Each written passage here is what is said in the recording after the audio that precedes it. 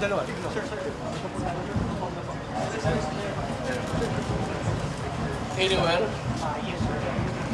Anywhere? So, sir.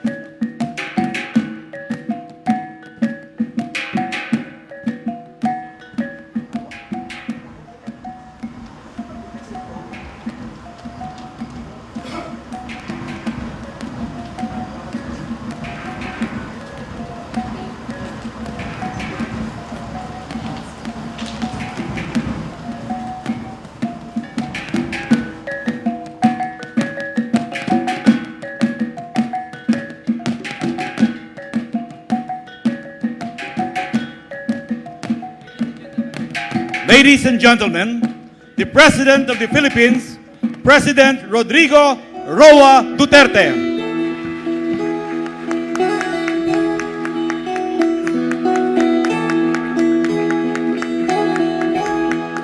Ikaw ang pangulo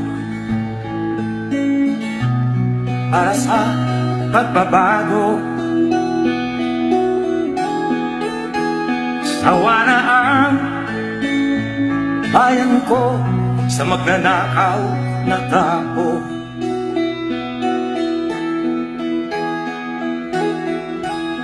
madilim May we na request the kahapon. President to lead the unveiling of the scale model of the Siguil Hydroelectric Power Plant.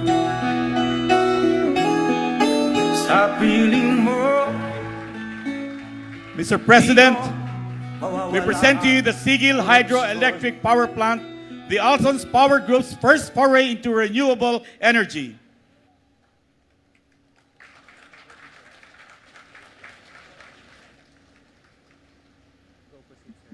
May we request Mr. Nick Linao to present to the President, Mr. Nick Alcantara, the Siguil Hydro Project plans. These plans will be part of the items to be encased in the time capsule.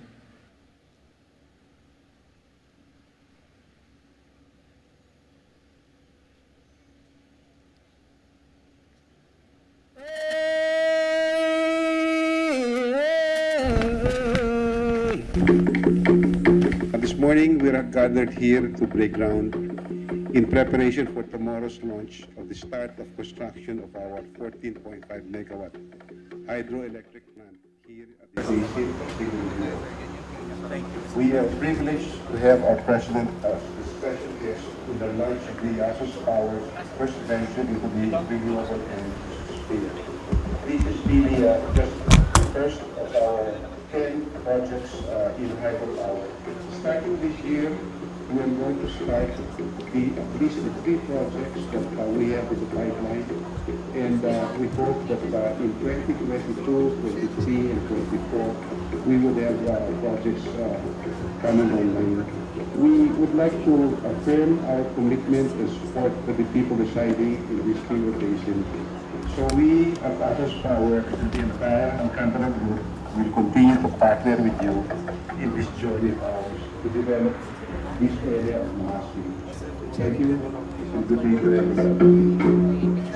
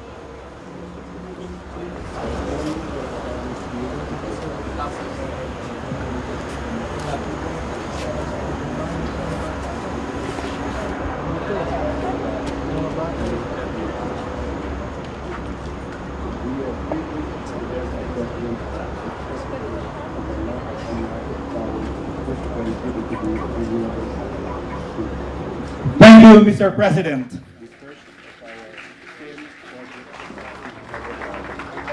This year, we are going to start at least 3 projects that we have in the pipeline. And we hope that in 2022, Once again, ladies and gentlemen, President Rodrigo Roa Duterte.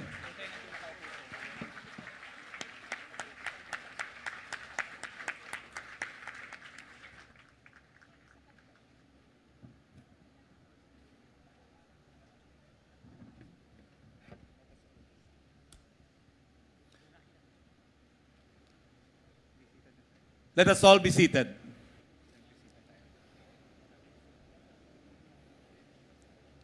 May we now call the chairman of the Alson's Consolidated Resources Incorporated, Mr. Tomas I. Alcantara, for his welcome remarks.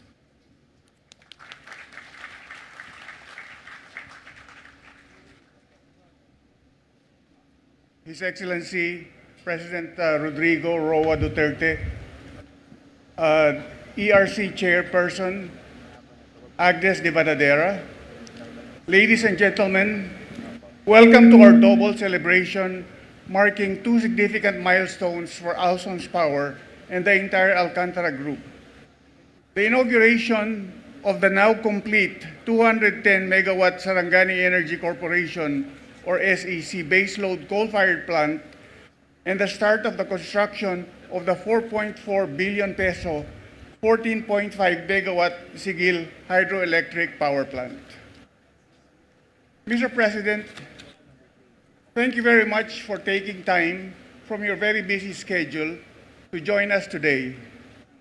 The milestone we celebrate this afternoon are in line with your vision of a Mindanao that enjoys the benefits of power security and the preservation of the environment, employing both traditional thermal baseload power and renewable energy.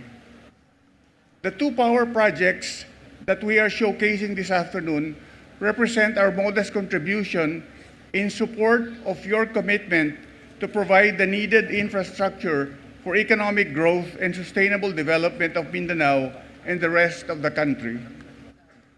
The Sarangani Energy Corporation was our answer to the power shortage that affected Mindanao a few years ago. Our first section began operating in 2016.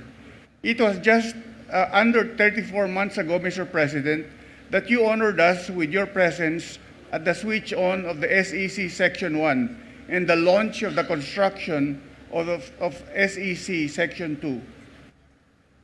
2. SEC Section 2, which you are now switching on this afternoon, began commercial operations in October this year. Mr. President, we are proud to report that the SEC now provides power to over 6 million people in the Sarangani Province, General Santos, Cagayan de Oro, Iligan, Digos, Butuan, Kidapawan, Dipolog, Pagadian, and other key areas in Mindanao. The Siguil Hydro plant, whose construction goes into high gear with today's launch, is Alson's Power initial foray into the renewable energy sphere. It will be operating by 2022 and will be ready to provide clean, renewable energy to the people of Sarangani, General Santos, and parts of South Cotabato. We are very happy to inform you, Mr. President, that Siguil Hydro is just the beginning of Alson's Power renewable energy projects. We will soon be operating at least six hydropower facilities in different parts of Mindanao, plus projects in Negros Occidental. Together with our sister company, the Alson's Aquaculture Corporation, we are also embarking on our solar power project in Alabel, Sarangani. In the next few years, in terms of total number of power facilities, renewable energy will constitute the largest segment of Alson's Power's portfolio. Once again, Mr. President and ladies and gentlemen, we would like to welcome you and thank you for sharing this momentous occasion with us. We especially would like to thank our President for his steadfast vision and support for inclusive growth and a truly progressive Mindanao as we build towards a future where every Filipino enjoys usa ka maligon, hayahay, ug walang kabalaka na kinabuhi. Daghang salamat sa inyong tanan. Thank you, sir. At this point, we will now proceed to the inauguration ceremony of the Sarangani Energy Corporation's second 105-megawatt coal-fired power plant. The power plant, whose groundbreaking ceremony was graced by the President last January 2017 in this same venue, was built with the JGC Corporation of Yokohama, Japan, as the main engineering, procurement, and construction contractor. With this, we would like to call on stage the officials of the JGC Corporation to witness the ceremonial switch-on of the power plant. May we call Mr. Yutaka Yamazaki, Senior Vice President of JGC Holdings, Mr. Terumitsu Hayashi, President of the JGC Infrastructure Project Company, and with them will be Mr. Masahiro Nakata, Minister of Economic Affairs of the Embassy of Japan in the Philippines. To start, may we request the Chairman of the Alcantara Group of Companies, Mr. Tomas I. Alcantara, and the Energy Regulatory Commission Chairperson, Ms. Agnes De Vanadera, And may we also request the President to come center stage for the inauguration ceremony. Mr. Alcantara will now press the first button signifying the delivery of fuel.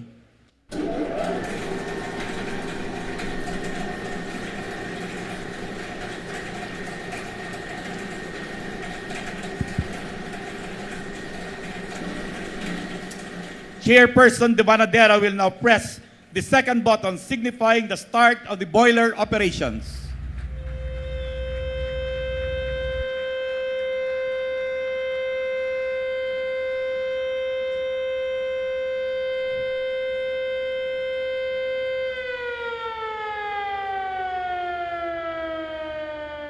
And may we request the President to press the final button signifying the 105 megawatts of power being made available to Mindanao.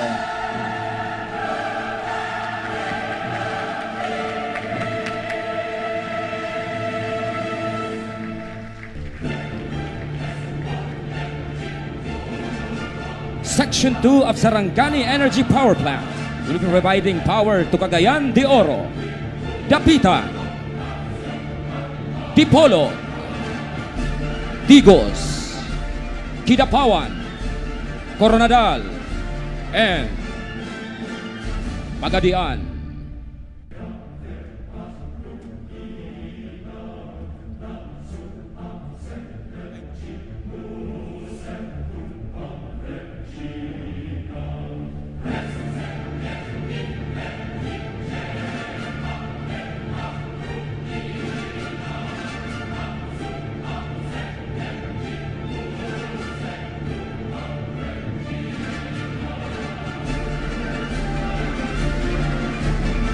Moving on, may we call Chairperson De Banadera to introduce our guest of honor.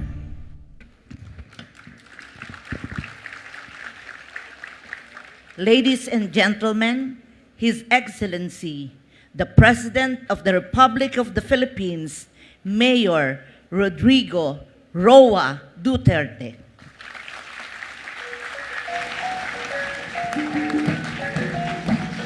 Kindly was looking at the other lectern. It's state of the art. Mas maganda, maraming, well, Sarangani Province Vice Governor Elmer de Peralta, Senator Bongo, Maasim Municipal Mayor Zyrex Pacquiao, and the other local government officials, Energy Regulatory Commission Chairperson Agnes De Banadera, officials and employees of the Alson's Consolidated Resources, led by Chairman Tomas Alcantara, other distinguished guests, mga kababayan. Today, we mark another milestone in our quest to provide safe, reliable, and affordable power to the island of Mindanao and the rest of the Philippines. I am pleased to lead the inauguration of the Phase 2 of the 105 megawatt coal-fired power plant of the Sarangani Energy Corporation and the launching of the 14.5 megawatt Siguil hydropower project.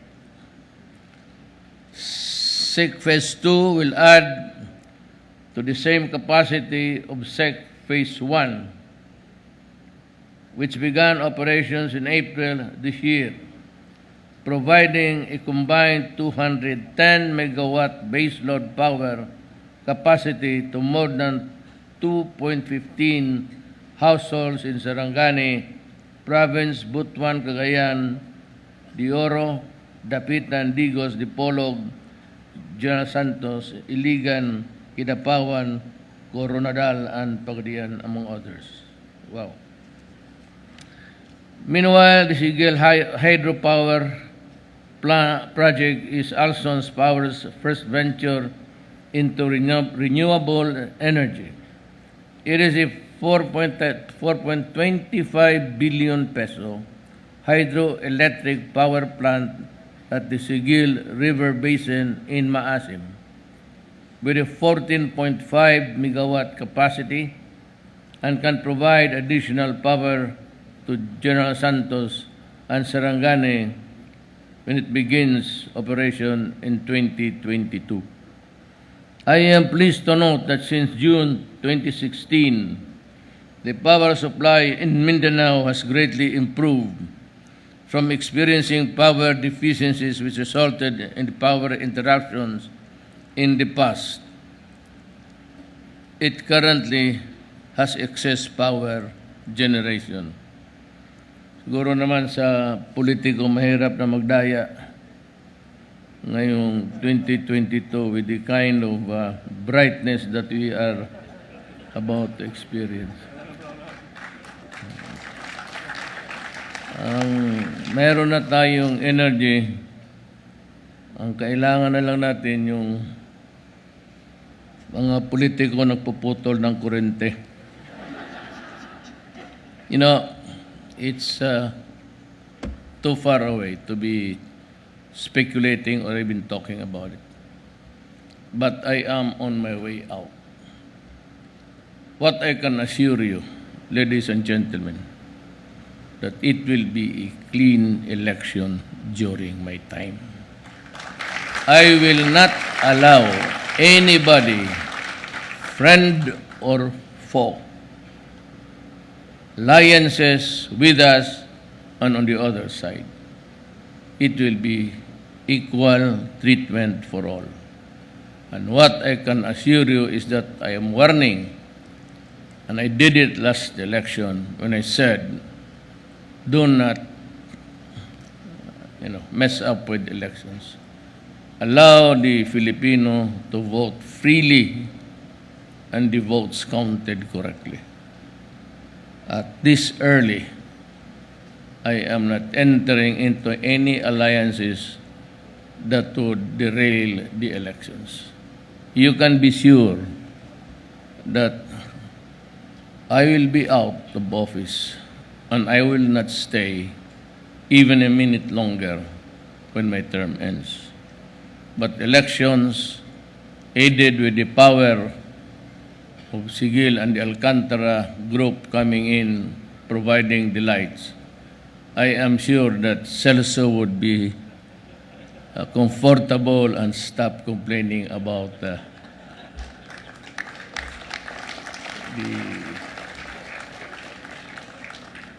On this note, I wish to acknowledge the important contribution of power generation companies to the country's development, particularly here in Mindanao. To their consistent effort to expand power coverage nationwide, they are providing much needed support to the government's build. Isa pa tong po. Sabi ko sa kanila, hindi ko kailangan yung build.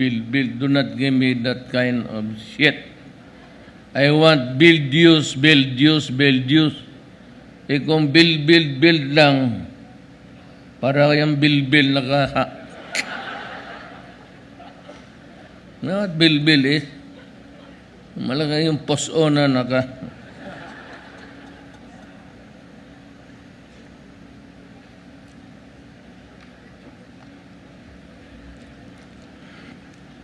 It is my hope that more power generation companies will invest in renewable energy projects in the Philippines to support the government's advocacy for environmental protection and conservation of natural resources. I am for climate change. I really do. I can understand. I have a little learning of everything. Not much, but I can understand. Now, the problem is the Climate Change Commission is always calling for a meeting. And always it's how much carbon footprints you leave on planet Earth. And it's all talking, it's all conferences. So that this time I said it would be a waste of money. And I would not really also agree to something of a ratio and proportion vis-a-vis with your economy and the hugeness of your... Hindi pwede yung ganun eh. That you limit me to this because I would need more for mine. Kung ganun ang attitude ng America has separated, medyo mahirap yan. Ako, I am for climate change. But the one thing that is not present and therefore becomes a very inutile commission is it does not have sanctions. You can commit so many things there, excess of carbon monoxide and all, and yet there is no sanction. UN should better understand that. It has to have a sanction for violators. The problem is, I hope Australia would stick with the Commission because it will add more prestige and second, the clout. But without a sanction, I do not think that it will succeed. It will only fail and worsen the situation for the coming generation. You and I know that if you cannot arrest climate change now, sigurado yan, our children will suffer more severe climate changes, typhoons and all. And what's another problem is, I don't know, maybe there's much water going underground. The tectonic guys are playing inside the bowels of the earth, giving us the scare. But then nobody can predict earthquakes. So the Philippines is the window of the Pacific. And that is why, let me veer away, just for you to know. Alam ninyo to, mas bright kayo sa akin. We cannot depend on this situation now na it's the consumer, the Republic of the Philippines people, and the producers, the farmers. Lahat na bubungan nila, harvest time. They can plant and harvest, but it is always a contingent one in the Philippines. Now, to say that you stop importation just because they're going to produce this year a projected number, that would be a folly because I said we are the window to the Pacific Island. And you know, there's never a way of knowing how much typhoon would ravage our plant, including the rice gland, and whether there would be a good harvest or not. So, delikado yan sabihin mo na, well, I haven't greatly misunderstood. Sabagay, I have always been misunderstood. My presidency was a misunderstood venture. Ganon talaga. But ang sinabi ko, we have to import because the producer cannot fill up the requirements. It's lacking. But there is a produce which you have to sell. And I said to Dar, you have to buy it. Baski na mataas ng konti. I hope you would understand that there is a prevailing market value for all. It's always the law of supply and demand. So they must have something there that is a reasonable pricing. And for the consumers, which is us, to buy all. Bilhin talaga natin lahat yung kanila before we venture into this ripe tariffication imports. My duty is not to the businessmen. I have nothing to do with them. I don't care what happens to them. I care about the people. And I said, buy this because you are buying social unrest Yan ang sinasabi ko sa cabinet. Bilihin mo na lang yung social unrest that would accompany if there is really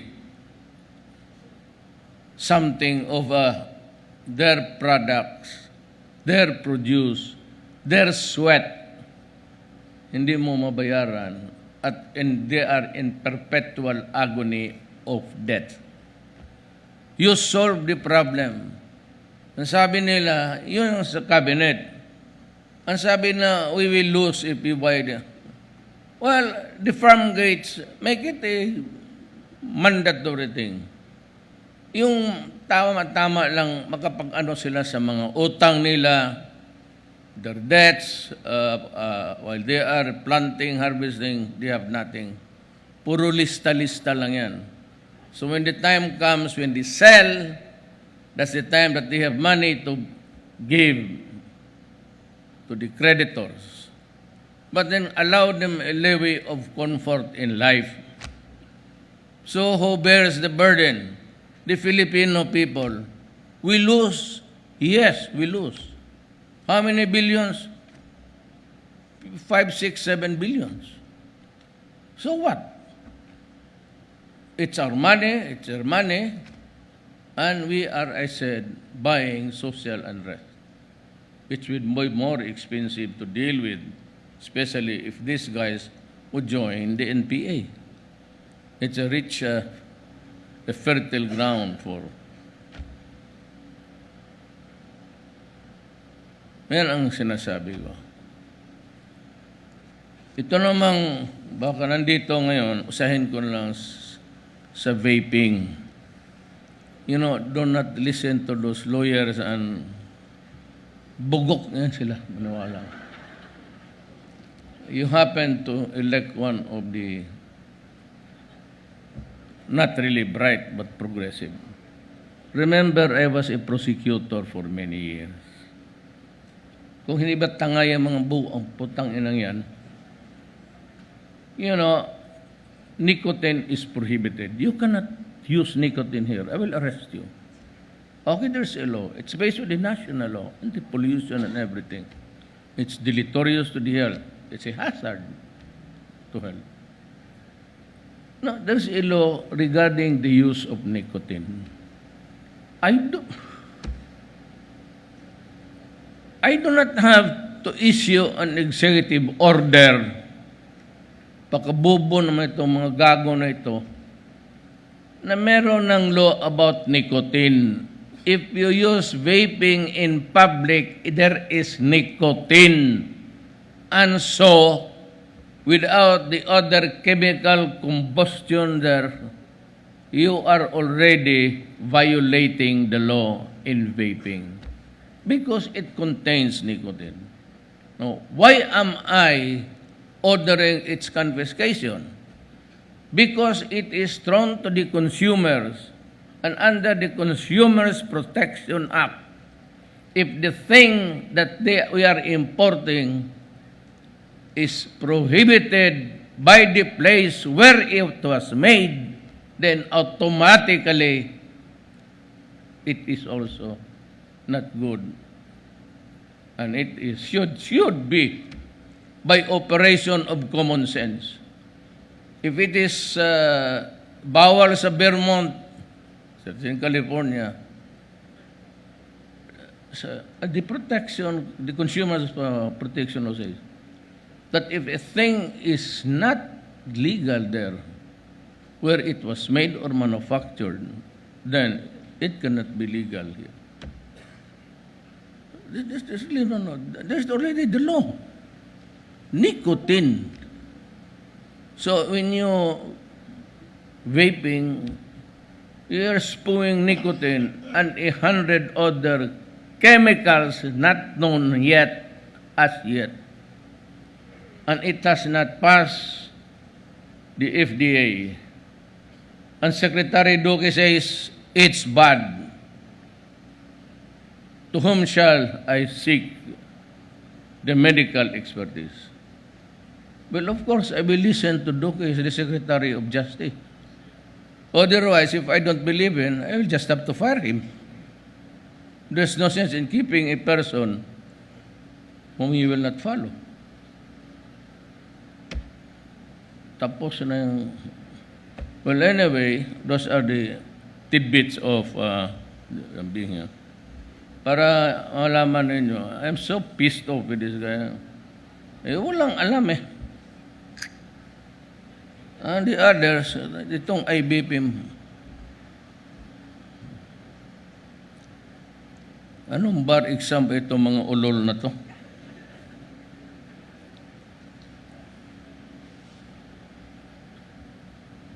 I am pleased to note that since June 9, 2016, the power supply in Mindanao has greatly improved from experiencing power deficiencies which resulted in the power interruptions in the past.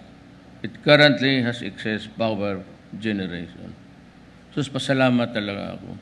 And you know how it really works hardship for the people. Power is a very essential ingredient sa buhay ng tao.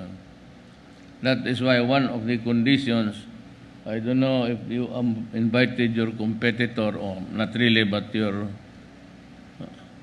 si Aboitis when he started the power plant there. Sabi ko, papayag ako, but give me the assurance that Davao City will continuous supply of energy. Give me that assurance and I will approve your application on the local level. Sabi niya, oo. Kaya si Aboites, si Sabin, si Sabin, pagka nagkulang-kulang ito, sabihin mo lang sa kanya, hinahanap ko siya.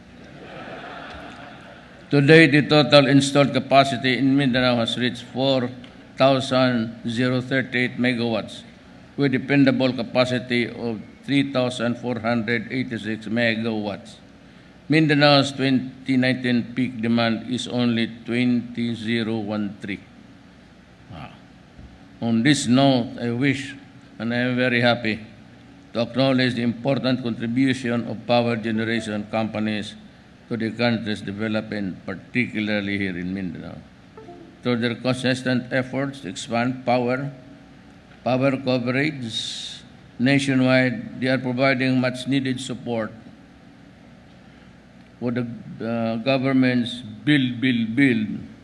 I have not heard of use, and the electrification programs that help significantly in propelling the Philippine economy forward. It is my hope that more power generation companies will invest in renewable energy projects in the Philippines to support the government's advocacy of environmental protection and conservation of natural resources. I ask our friends in the private sector to work closely with the Department of Energy, the Department of Science and Technology, the Department of Environment and Natural Resources to effectively harmonize efforts towards ensuring inclusivity, sustainability, and efficiency in power generation. Be assured that this administration is determined in its goal to achieve power security in the country, consistent with its drive to uplift the living conditions of our people. Before, like these big projects, the worry has always been corruption. In all of the contracts with government and everything, somebody has to shell out something. And it is because the Filipino is not assertive enough. Unlike the Americans, they demand and they stand by the rights. Ang Pilipino kasi natatakot. Whenever he approaches a window dyan, whether it could be the BIR or the permits in the local level, clearances, may kaba siya. There is always, I have observed that. I've been mayor for 23 years. Nakikita ko na medyo kabado sila na baka pahirapan o hingian. Kaya the best way really is just to report to the governor. Or if there is nobody whom you can turn to, you just address me sa 8888. Yan dyan sa ano. Posted every morning, PTB4 government channel. And I will call you. I will I'll ask the Air Force to fetch you wherever you are. I'll bring you to Malacanang and tell me who that idiot is. And I will have that son of a bitch brought in front of me and tignan ninyo kung ano ang ginagawa ko sa kanila. Putang ina, sabihin ko sa iyo, kayong nakikinig lahat, sinisipa ko kayo at sinasampal ko talaga kayo. I have been doing it and I will always do it. Hinihiya. The only way that you are really afraid of is to be humiliated in public and to be branded as a thief, as a son of a bitch. Kaya pag may magsumbong sa akin, baski na police or you tell me, pag may humingi, you have access to Malacanang 24 hours, especially if it is corruption. Tell me, do not be afraid. Kasi yung tao na sinumbong mo, kausapin ko yun bago ako bubugbugin yun. Sabihin ko sa kanya, putang ina mo, may nangyari dyan sa tao nag-report sa iyo, ikaw ang papatayin ko. Para klaro. Be assured that this administration is determined in its goal to achieve power security in the country. Daghang salamat sa inyong tanan.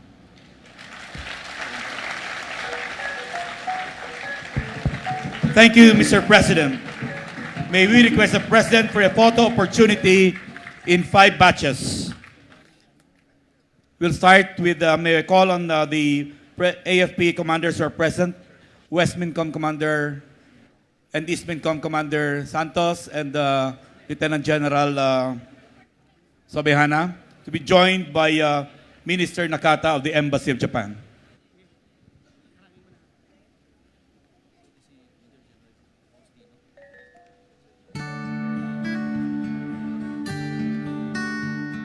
And Major General Faustino.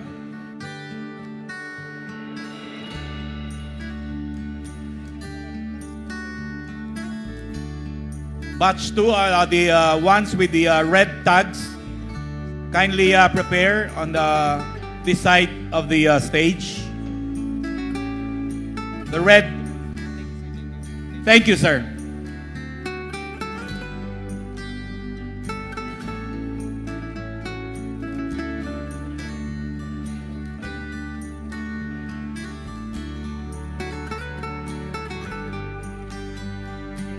Thank you, sir.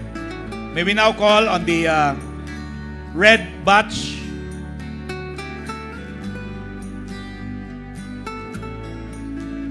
The orange batch should now prepare. The red batch will now go on stage.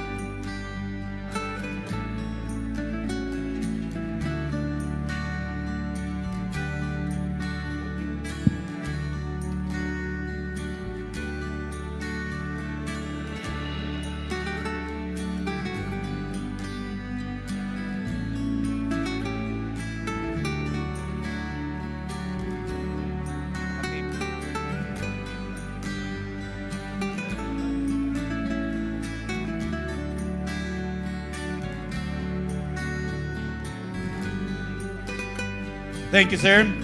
May we now call on the orange batch. Please come up on stage. Orange batch. Pink batch, please prepare. The pink batch will now prepare. Orange batch.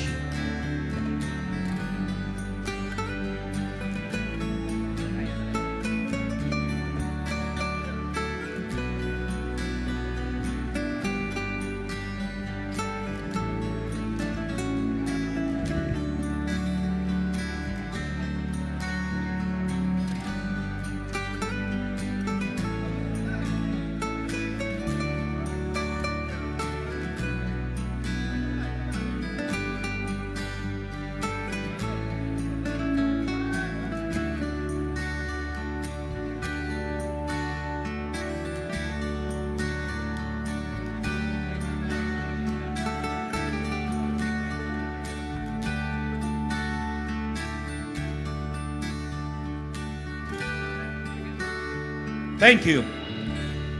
The pink batch will now please alight the stage.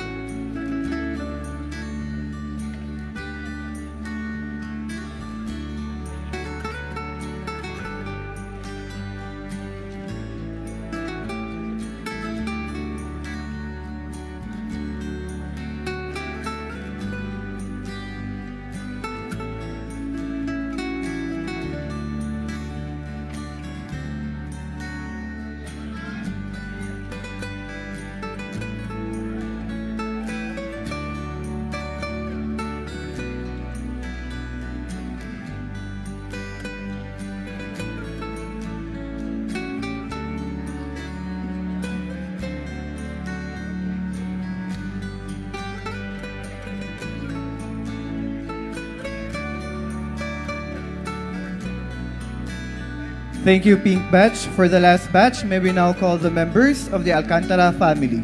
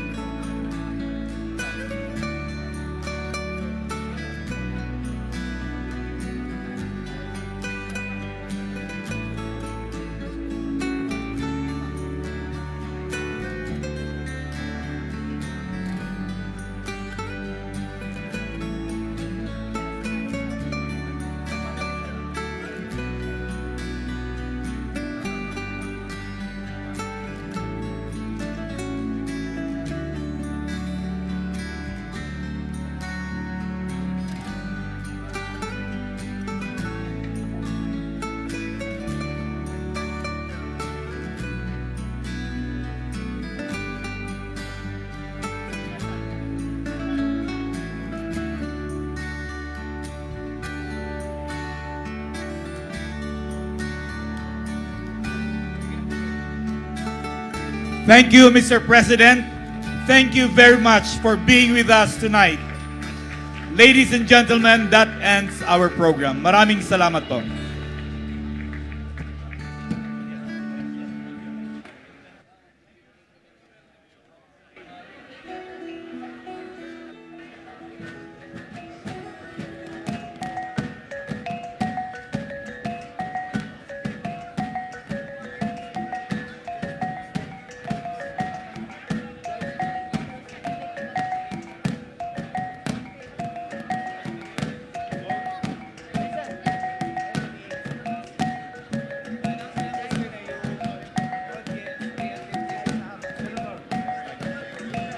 May we request the audience to please remain until the President departs the venue. Thank you.